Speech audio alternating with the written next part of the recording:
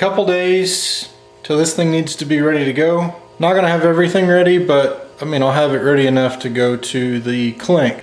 I thought I'd be smart and buy a, cheap universal bar. Universal is not a good word. Now I'm going to have to cut and weld and modify this one to make it work. And the problem with it is, it's designed to go back, I guess in a universal sense. But on the Mustang, it really just needs to go down, from the A-pillar to A-pillar and drop down a little bit. From the A-pillar to A-pillar and drop down. Can you believe this guy? It's obviously B-pillar to B-pillar. If it goes back too far, it ends up like almost at the back of the back seat. And these things are kind of at a weird angle anyway. When I cut these ends off, I'm going to try to reuse these just because it gives me some adjustment and I don't have to make everything 100% perfect, which is I don't have time for right now. I'm gonna try to see if I can get these ends off. So it really all depends on, can I get this end off? If I can, then I'll get the end off, cut this bar down quite a bit, re-weld this back in the end, and then we should be good to go. The only other thing is the small little bars that keep the harnesses from sliding around. They'll be in kind of a weird spot. Plus, I mean, it really would need to be painted afterwards. I don't know if I have time for all that. I just don't know. But we're gonna get set up and get going. I'll probably do a few clips during the process, then I'll show you the finished product.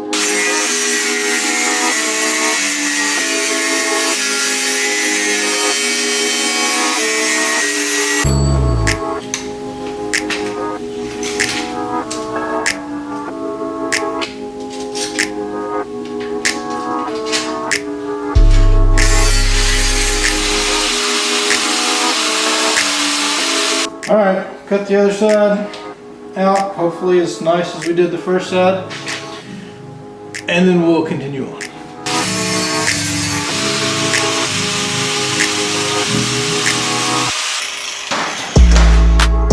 Winter, winter, chicken dinner. Alright. So I got all the pieces together, I'm going to tack them together, and then we'll test fit them in the car.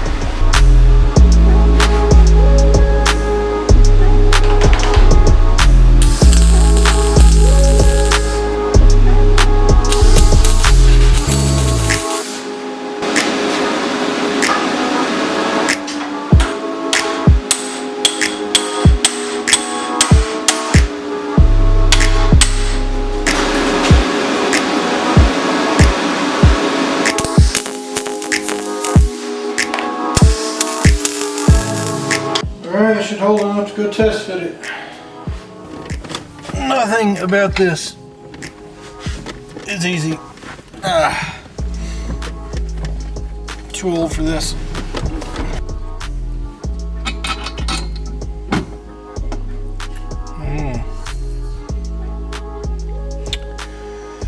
So now it's not wide enough.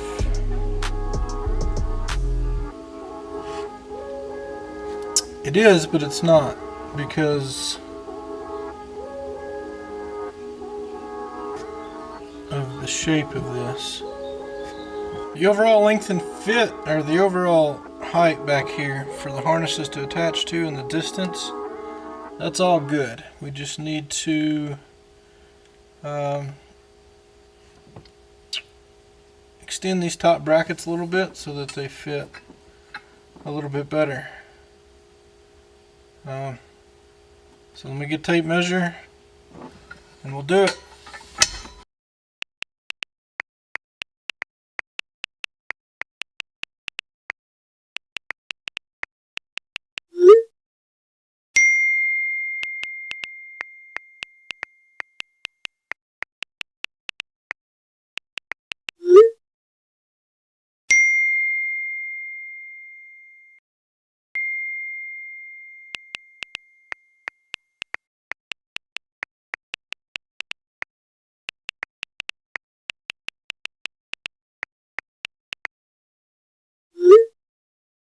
Let me show you what I got.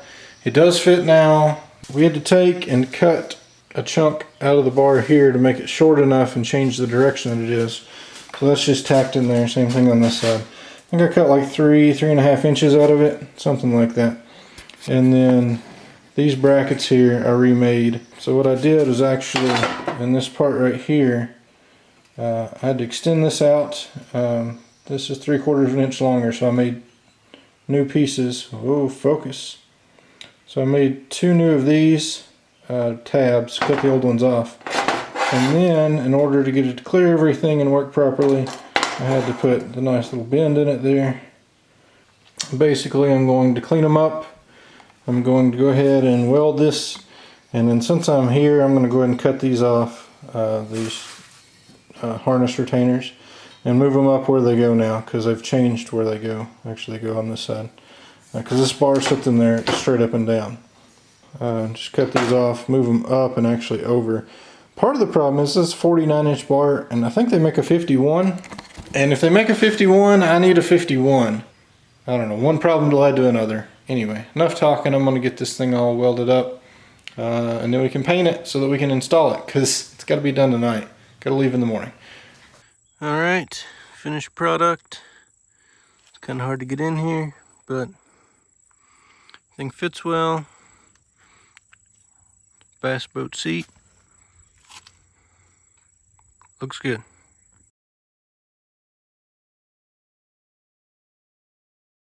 Decided to upgrade a little safety with the Corbeau harness bar. Got the Corbeau harness bar to match the Corbeau seats and harnesses. After watching Casey's serious pains and struggles with installing his somewhat universal harness bar kit, he did too much welding and grinding and customization that I didn't really want to do, so I went with the tried and true method of the Corbeau bolt-in harness bar. You've just got this main bar that's going to go back behind your seats, and then you have these 2 bars that are going to run down, be your floor supports, and they've all got these nice little adjustable heim joints on them. Should make install nice and easy. Now, I've just got to get to the fun part of crawling back here. Now, the next step is going to be undoing the harness down here on each side, I believe. We'll get this one undone, get the other side undone, and then we should be able to get our top mounts out as well, because that's where the actual bar is going to mount, and it'll cross all the way back over to that other side.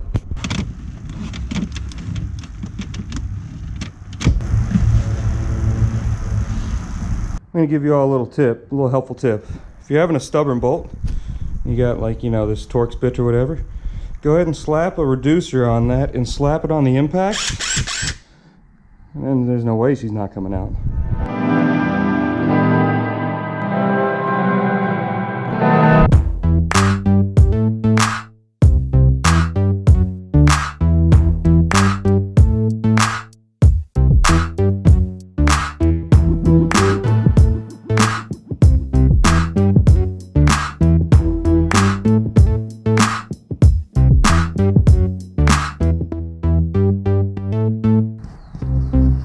The harness bar installed. Alright, so I got one side of this finished up here. Some sort down here, bolted in here to the factory harness location, and then you got this bar. It runs all the way up to your main bar, which will run across, and I'll go ahead and I'll get that other side installed here shortly. I'm glad that I had some extra bolts. The ones that were supplied with the harness bar, actually, the threads just came off on the end. I wasn't really going full gorilla mode on it either. You've got these bolts that run through here. Those are the ones that I was tightening up, and the threads just, it was tearing them off. So luckily I had this other one from my handy dandy set of bolts over there, and now I can keep getting the job done without a run to the parts store, which is always nice. Wanted to give just a final overview of the Corbeau harness bar install. Overall, super easy. Literally bolt in, super quick and easy. No, and that's zero cutting, welding, fabbing, anything. So let's take a look at it.